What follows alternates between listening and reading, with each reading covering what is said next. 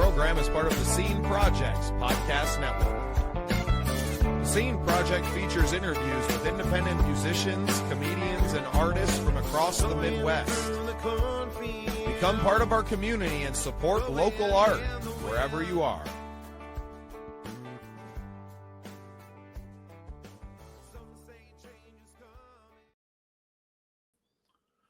Well, welcome into a very exciting episode of The Scene. I'm your host, Bubba Startz, and with me today is a very special guest, Grammy nominee, Cheryl B. Engelhardt. Cheryl, welcome to the show.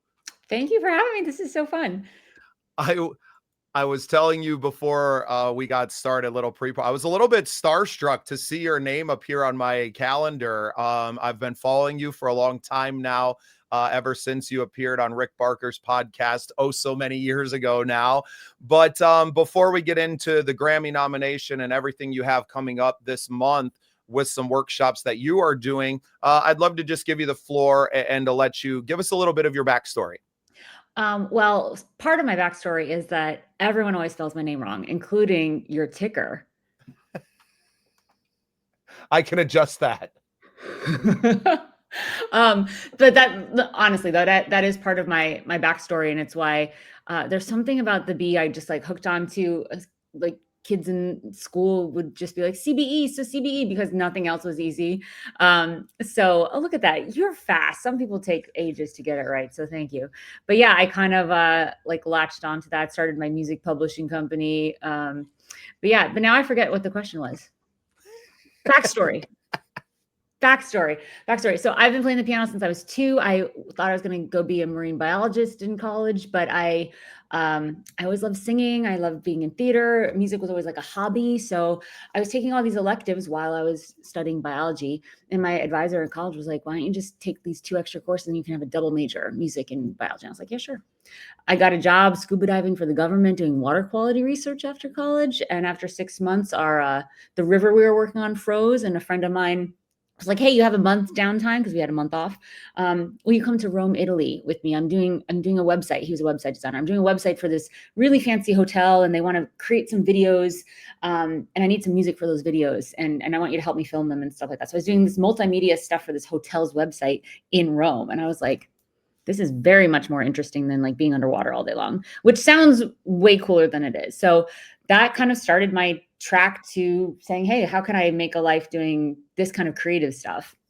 I moved to New York City, got a job as a messenger. I was an intern at a recording studio. Kind of one thing led to another. And then I'm at a jingle house writing music for commercials, staying late at night, doing my own music, working with a band. I started touring. I ended up leaving the jingle job so I could go do my own freelance composing stuff. And I was kind of like a pop singer songwriter, put out a bunch of albums, figured out licensing, touring, fan funding. I got really dorky with my email list and connecting with my fans after every show. I got really good at making sure that I had a way to connect with someone after we left the venue. And that just seemed really important early on. So I have this great engaged email list. They're ready to jump on whatever project I've got, whether it's crowdfunding a new album or, voting for something on an online contest. So I really got into fan engagement, and I started getting asked to speak at music conferences and answering a lot of really similar questions for other musicians. And instead of just saying, here's what I did that worked, because, everyone's path is so weird and different, I actually went out and started to get trained in being a coach so that I could really better answer whatever was blocking each individual person. So I kind of got really into working with other musicians and helping them step into whatever results they wanted to create for themselves. Fast forward a bunch of years, I got some composing residencies. I started doing some choral work and orchestral work, and started creating some just outside of the box albums that kind of landed in the new age realm. They were getting #1 on iTunes. They were doing really well. I'm like, am I a new age artist? Then the pandemic hits. I wrote a musical with a best friend. He passed away during the pandemic. I got on a train at the end of 2022 in the winter and just went across country. I just needed to grieve and get out of my space. And I wrote an electronic ambient album on that train, and that got me my first Grammy nomination in New Age ambient. And I've just been creating as an artist. I really feel like that is home for me. I can bring in my weird classical stuff. I can do esoteric lyrics if I want, which is a critique I got of my pop music that was a little too the lyrics weren't quite pop enough. But in new age, I really feel at home there. And so this is my fourth album, just came out. It's called According to the Moon. It's a collaboration with an Australian artist, Gem, and that just got a Grammy nomination in new age ambient and chant. So here we are today. Absolutely incredible, Cheryl. It's I was introduced to you mostly through your In the Key of Success business and helping other artists and knowing that, and not really knowing a lot of your own backstory and your personal story of even coming to music, right? Kind of getting the music major as an aside to the, the real job or the real degree, and then just going, no, I would much rather do this. Yeah. Yeah.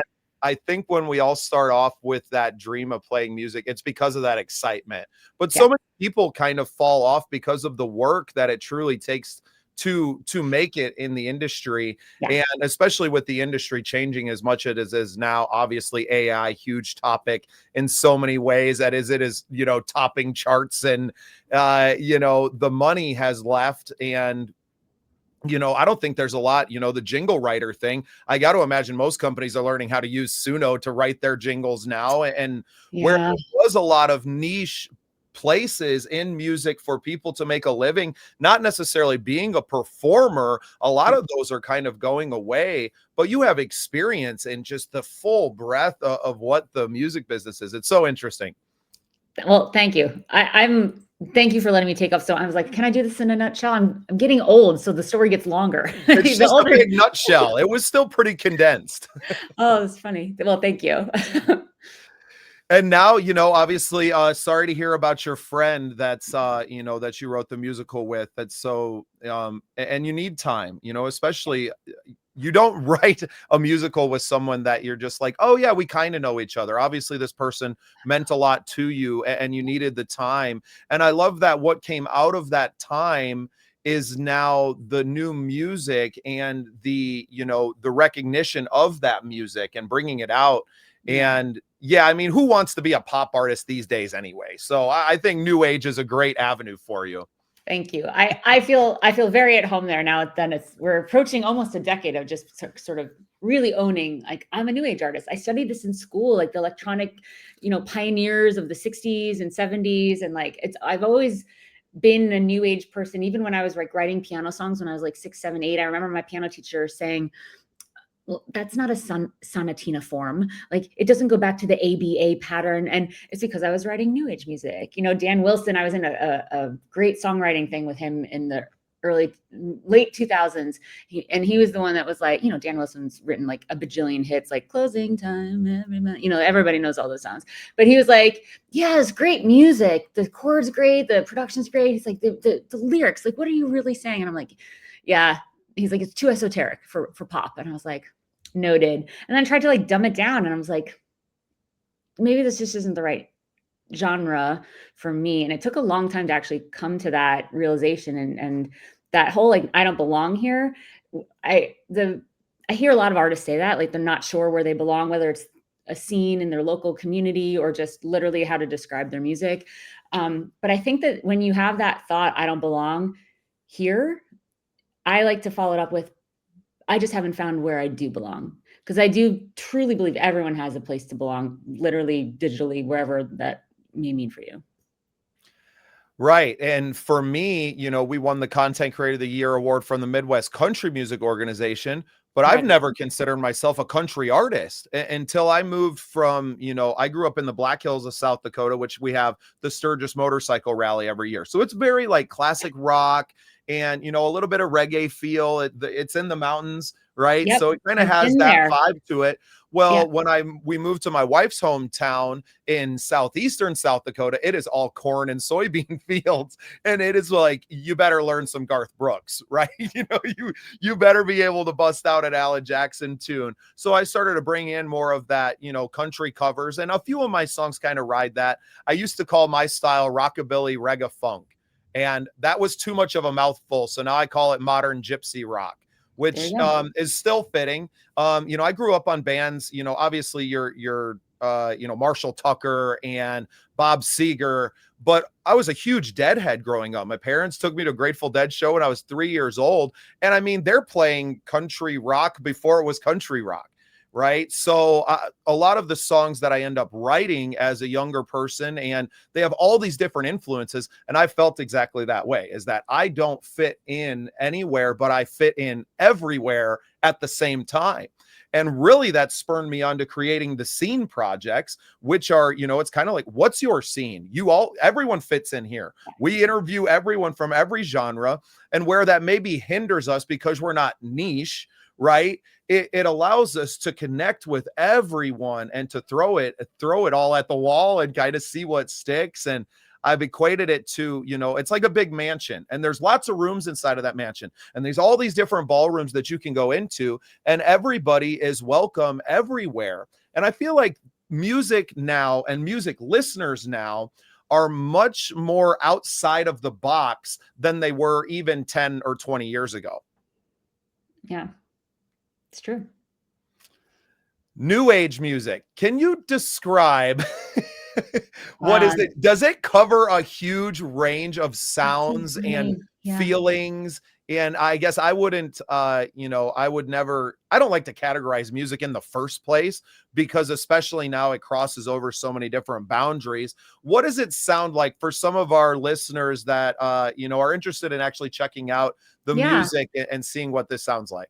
Totally. It's like the new age old question of what is new age. But I think historically it's a little more experimental. It's a little less formless. It can definitely have nature sounds and field recordings. I think there, as much as people hate to categorize, human beings actually love to categorize. We really love to put things in boxes. And, we've got, how can you search for genres on playlists on the DSPs and, Billboard charts and Grammy Awards? Like, there are all sorts of different categorizations and definitions. And so the one, the category technically in the Recording Academy is New Age, Ambient, and Chant. They've kind of like bunched together a lot of things that can technically sound like apples to oranges. We're trying to combine this stuff. But for me, Enya is new age, right? And she did a really good job crossing over into the mainstream market, for sure. You've got Orinoco Flow, and did these beautiful albums in the 90s and early 2000s that kind of were able to cross over. There's a cinematic feel to it. A lot of her stuff is lyrical, but some of it is not. And same thing with my new age music. This particular album, According to the Moon, has vocals, but we're using the vocals as almost like another synthesizer, and layering and kind of using it as an instrument inside of creating these textures. So I think new age music in general has a healing quality and an intention behind it. It's what you hear most often when you go into like spas. There's a lot of research around frequencies and higher and lower and different kinds of tunings that might resonate differently with the body. So there's a little bit of science behind it, which of course my background as a biological researcher loves to dork out on. And there's actually some heart rate related tempo things happening in our album. So that all being said, I think new age is designed for a little bit more of the way I look at it as a composer. And I actually bring this into all of my composing, whether it's for a choir or for a meditation program, is my music is designed to provide a platform for the listener to do whatever they need to do to process whatever they need to process. If you listen to The Passenger, the album that I made on the train, it's not a grief album. You don't listen to it, you're like, oh my God, this is like all minor, sad, depressing, even though that was my experience at the time. The idea is that through my experience of creating this, you're going to get to experience whatever you want, versus like you listen to a Katy Perry song, you're like, all right, we're getting pumped up for this race, or we're gonna, like, some country song, like some music, some genres dictate the emotion. And I think that that's lovely, especially like, I want to feel differently than I do now. I'm going to go listen to this intentionally. Like, I need a good cry, I'm going to go listen to Sarah McLachlan, right? But I think this music that I like creating inside of new age is like, what do I need to process right now? And what's a good tool to help me access that for myself and not dictate it? And I think that that's the core of new age music for me, at least. I love it. New age music. It's what your massage therapist room sounds like. Yeah, kind of. Yeah. When that's on the chiller side. I think when I write new age music, like, I like to have key changes, and there's string quartets on this, and there is a cinematic element and like a kind of a building you up so that you can actually get to the thing that you really need to face. And, I think that you can have busier music that you probably wouldn't hear in a spa, but I think a lot of it would be appropriate for that, for sure. You're That's not wrong. yeah, fantastic. And I think when you brought up Enya, I was like, oh, okay, that makes sense. I just, not being someone who is, honestly, I'm not even that big of an music listener, which A lot of sounds musicians, crazy. I'm not either. My husband always laughs that when we're on long car rides, and he's like, "What do you want to listen to?" I was like, "Nothing." Nothing. There's always something going on in here. I don't need, Yeah. and I'm also a little scared that like something subconsciously will like get stuck, especially if I'm in like album writing mode. I don't want to like plagiarize anything that gets in as an earworm that I don't realize later is an earworm. I'm always like really scared of that, like something really cool, like latching onto it in a way that, so I'm always just like, nothing. It's nice to be quiet for a hot second. And he's like, "You're like the only musician I know." I was like, "Well, you don't know a lot of musicians because you're not in the music industry, but a lot of musicians I know are like you and I, were just like, I don't consume a ton of music unless I'm in a place where I'm like really wanting to listen. Like I have some like chill out playlists and things like that when I'm like working. And but yeah, other than that, yeah, I'm the same way. Yeah, and it's so interesting that I think you see it with a lot of musicians. A Mhm. lot of other musicians I taught, they're podcast listeners. They're like I am. I listen to a ton of podcasts, a lot of sports. I love sports, so I'm listening I'm to an sports. audiobook listener. If the audiobook has someone reading with any kind of accent, British accent, Australian, like I'm listening to it. That's my thing. Yeah, it's funny. No, it's great. I love accents. That always gets me, right? So I never even thought about audiobooks to kind of scratch that itch a little bit, right? You get a nice long book read with someone, and to turn off the voice in your head sometimes is Yeah. nice. And I think we can both attest to that, that it's Mhm. always running full speed, Yeah. probably over revving a little bit.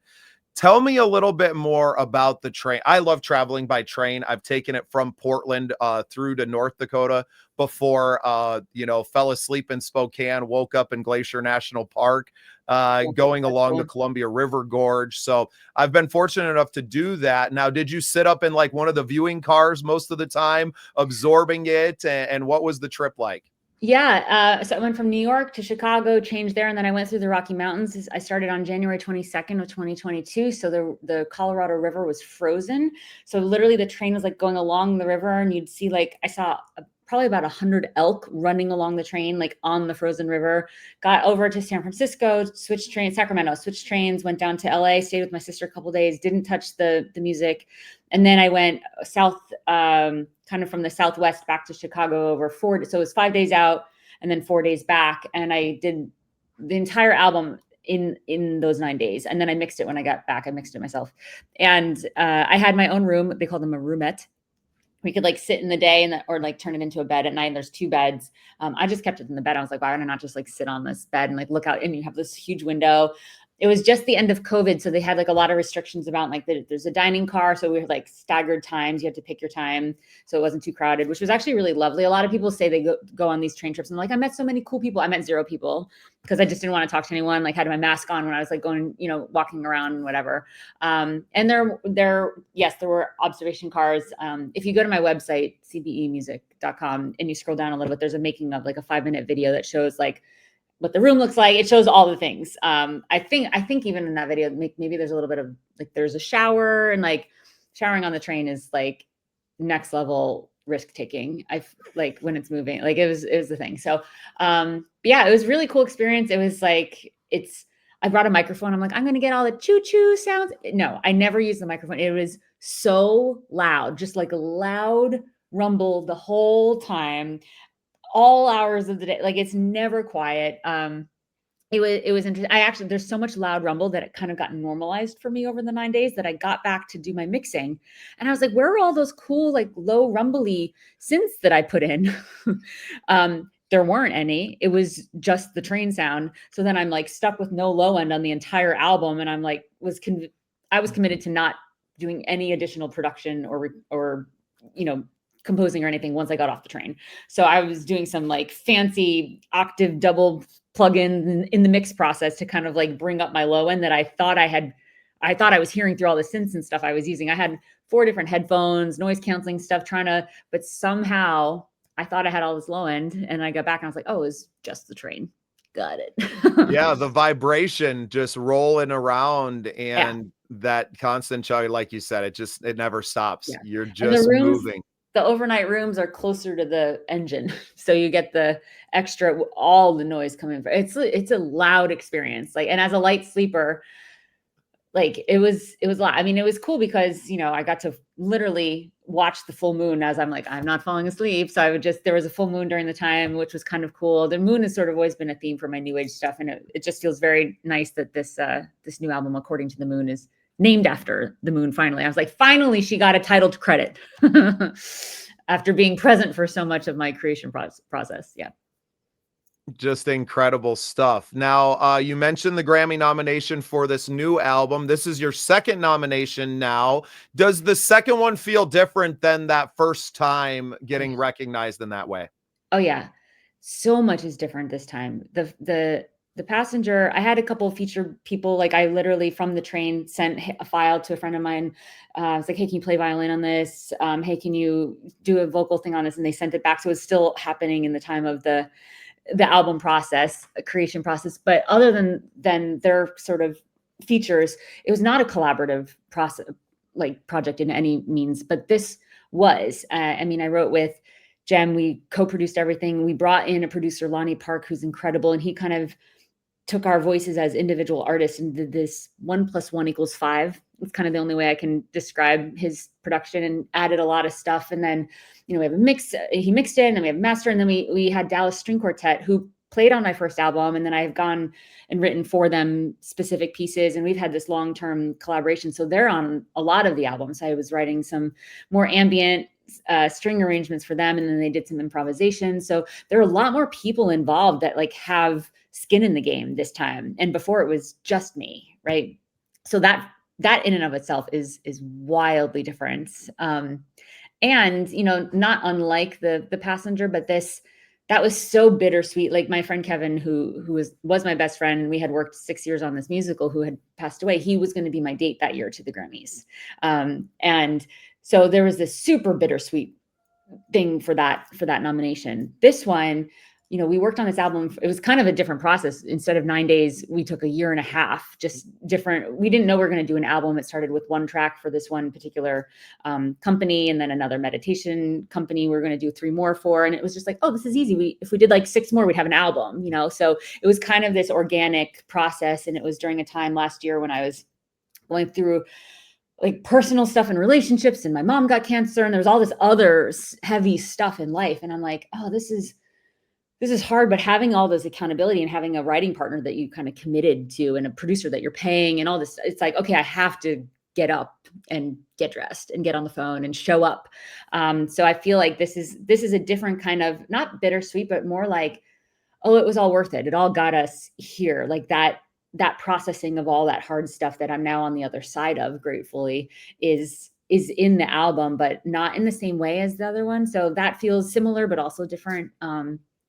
So yeah, there's kind of like a relief about it, of like, oh, it was worth something. Not that it wasn't. Like, we released it and it's, doing really well on streams and playlists and stuff, but it's an extra little like nod from the universe of like, I see you. Like, I see that you went through that process. But all of it feels really different, really, really different. Especially coming out of COVID.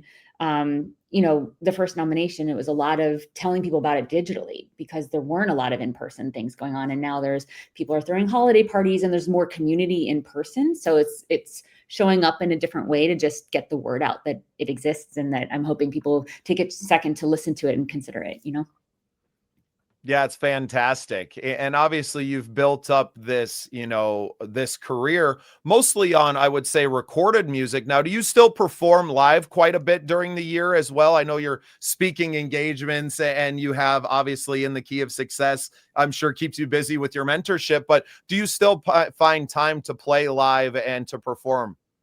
Every once in a while. I mean, I used to tour like 100 shows a year with a band for about 6 years. I've toured 7 times in Switzerland and all over the place. Recently, I've been like, more when I'm showing up, I'm doing something with an orchestra or performing with a choir. I do sing with choirs that support really amazing artists. I've sung in a choir supporting Sting and Pentatonics and, you know, all sorts of cool things. So doing my own music live, like the new age stuff is such an interesting process. It's so much about the creation process for me. And I know there are people that like do circuits of performing at yoga festivals and meditation retreats and stuff. And I just don't, I mean, to stand there and like press a button and press play on something and then add like one instrument on top of this like textured built thing, that doesn't feel like how I would want to perform. I much rather get on stage and make a difference and an impact speaking about something that is going to resonate with the listeners. And like, I have a couple songs I pepper into my talks occasionally, but yeah, it feels like I've shifted from needing to be seen in that way, which I think it was definitely like a ego thing for a while. Like not being the cool kid in high school and being like, now I'm in a band, and now it's not a band anymore. So yeah, I'm not performing live as much unless there's a really unique opportunity for me to create something for that audience, which I will do. But yeah, it's showing up, being on stage and performing is taking on a different meaning for me right now. Yeah, and I mean, with new age music, and as much as I'm sure your music has evolved over the years, and including more pieces, right? That you would almost need an orchestra to perform some of this stuff live, Right. where it's not just pushing a button and kind of like, you know, being behind the keyboard a little bit. Which Yeah. who knows, man? We'll see the CBE orchestra out there one day. That would be pretty entertaining stuff too. That Do you would be fun. yeah. Do you feel like it's more gratifying with the team that you have with this second nomination and this new album because it took so many pieces and so many people's energy working collectively rather than just, you know, you on a train and putting all of you into one thing? Is it more gratifying to do that now with your team? It's definitely not more gratifying, but I also don't think it's less. I'm not. It's just different. It just feels like two very different things. I felt like the music for this album, like when we were making it, I was like, this is special. This feels special. Like I knew that the collaboration was really magical. I knew bringing in Lonnie was like leveling it up in ways that we hadn't even anticipated. And having a live string quartet on ambient music is not like a normal thing, I feel like, in that it just, yeah, I just felt like the sound is really full and like does something without being too, so yeah, it felt really, and it was such a longer process that I think just knowing like, yeah, we're creating something special and feeling that it's special. It's nice to have it. It's not like, oh, this was, uh, yeah, there's some kind of like very calming effect about it versus when I found out with a passenger, I was actually at a meditation retreat and I found out someone came up to me and was like, I just found out you got congratulations on your Grammy nomination. And I hadn't watched it yet because I was like, I'll watch it at the end of the day after this long meditation. And so I just sat through the next meditation. I was like crying and giggling and laughing. People were like, are you okay? I was like, you know, it was like 2000. I had such huge emotions, like huge emotions. It was really unexpected. And this was kind of like this calming, like, well, first of all, I've been here before. So it was in my realm of possibility already, and it hadn't been before. So that entering into that new space of a Grammy nomination is now possible. Like that is a different, you know, that is a level up, right? And here I'm there already because it's already happened.